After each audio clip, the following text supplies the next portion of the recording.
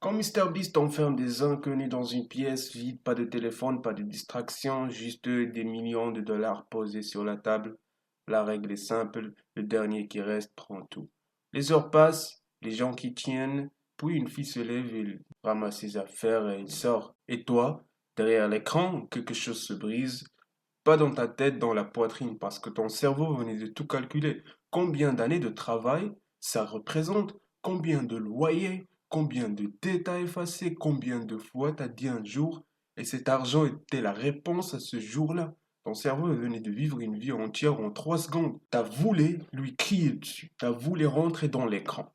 T'as voulu prendre sa place et t'as compris que toi, t'aurais jamais bougé. Jamais. Même après une semaine, même après un mois. Pourquoi elle est partie et toi tu serais resté?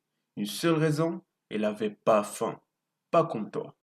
La faim, c'est pas vouloir être riche. Tout le monde veut être riche. La faim, c'est sentir le poids de là où tu es maintenant.